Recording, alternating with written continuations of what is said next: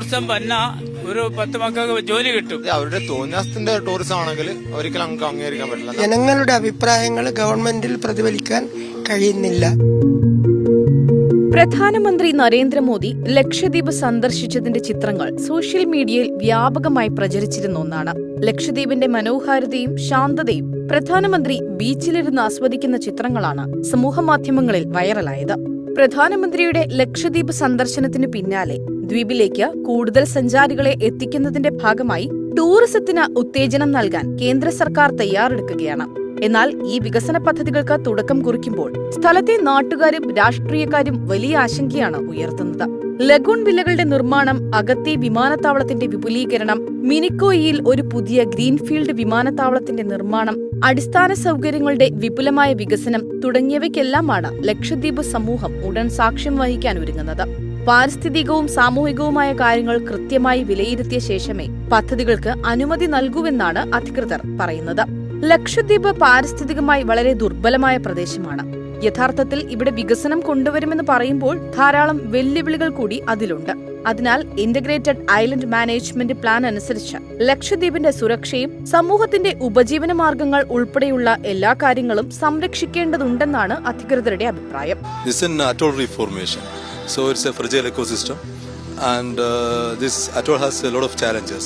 So by taking into consideration the ministry under EPA Act, there is an IPZ notification. Like IPZ means Island Production Notification.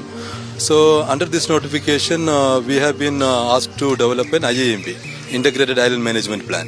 So this Integrated Island Management Plan is clearly safeguard the safety of the ecosystem, safety of this community, and including the livelihood of the society.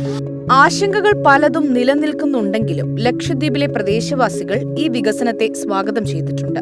ലക്ഷദ്വീപിനെ ഒരു tourism ഹബ്ബാക്കി മാറ്റിയാൽ പ്രദേശവാസികൾക്ക് അതിൽ നിന്ന് ജോലി ലഭിക്കുകയും ഒരു വരുമാന മാർഗം ഉണ്ടാക്കാൻ സാധിക്കുകയും ചെയ്യുമെന്നാണ് മത്സ്യത്തൊഴിലാളികൾ പറയുന്നത്. ടൂറിസം വന്ന ഒരു 10 മക്കൾക്ക് ജോലി കിട്ടും. പക്ഷെ ആ ജോലി കിട്ടണം, കുട്ടികൾക്ക് കിട്ടണം.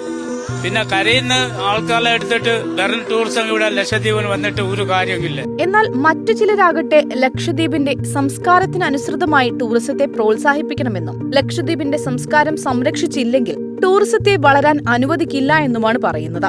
ഇപ്പൊ ടൂറിസം വരുന്നതിൽ നമുക്കൊരു പ്രശ്നമല്ല. പക്ഷെ ഇപ്പൊ ഈ ലക്ഷദ്വീപിന് അതിന്റെ കൾച്ചറും കാര്യങ്ങളെല്ലാം ഉണ്ട്. അതിന്റെ രീതിക്കുള്ള ടൂറിസം ആണെങ്കിൽ നമ്മൾ അംഗീകരിക്കും.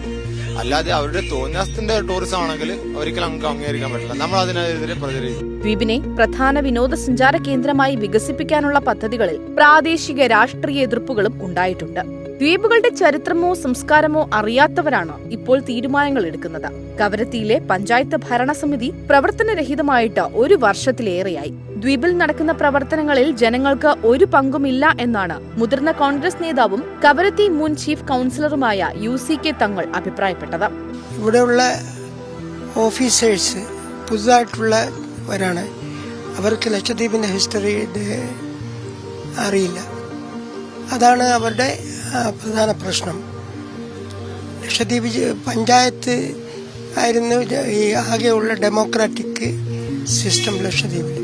അത് പോയി ഇപ്പോൾ കുറേ കാലമായി. അതില്ലാത്തത് കൊണ്ട് ജനങ്ങളുടെ അഭിപ്രായങ്ങൾ ഗവൺമെന്റിൽ പ്രതിഫലിക്കാൻ കഴിയുന്നില്ല. നൂറ്റാണ്ടുകളായി നിലനിൽക്കുന്ന ഇവിടുത്തെ ജനങ്ങളുടെ ഭൂമി തട്ടിയെടുക്കുന്നു എന്നതാണ് പ്രധാന പ്രശ്നം. ഇത് സർക്കാരിന്റേതാണെന്ന അവകാശവാദം സർക്കാരോ മറ്റ് അധികൃതരോ ഉന്നയിച്ചിട്ടില്ല. അതിനാൽ ടൂറിസം വികസിക്കണമെങ്കിൽ ആദ്യം ജനങ്ങളെ വിശ്വാസത്തിലെടുക്കണമെന്നാണ് ലക്ഷദ്വീപ് MP മുഹമ്മദ് ഫൈസൽ പടിപ്പുര പറഞ്ഞത്.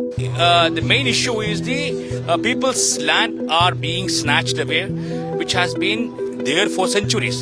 None of the administrator who have visited earlier, he is the 37th administrator. None of the administration, not the government, have made any claim that this land belongs to the government. So first of all, to have the tourism developed, first thing is to be, people should be taken into confidence. ടൂറിസത്തിന്റെ വികസനത്തിന് പുറമെ ദ്വീപുകളിലെ മൊത്തത്തിലുള്ള അടിസ്ഥാന സൗകര്യങ്ങൾ നവീകരിക്കാനും പദ്ധതിയുണ്ട്. ലക്ഷദ്വീപിലെ 36 ദ്വീപുകളിൽ 10 എണ്ണത്തിൽ മാത്രമാണ് ജനവാസമുള്ളത്. വിനോദസഞ്ചാരികളുടെ എണ്ണം എത്ര വർദ്ധിച്ചാലും അതെല്ലാം കൈകാര്യം ചെയ്യാൻ ആവശ്യമായ അടിസ്ഥാന സൗകര്യം ദ്വീപിലുണ്ടെന്നാണ് ലക്ഷദ്വീപ് അഡ്മിനിസ്ട്രേറ്റർ പറഞ്ഞത്.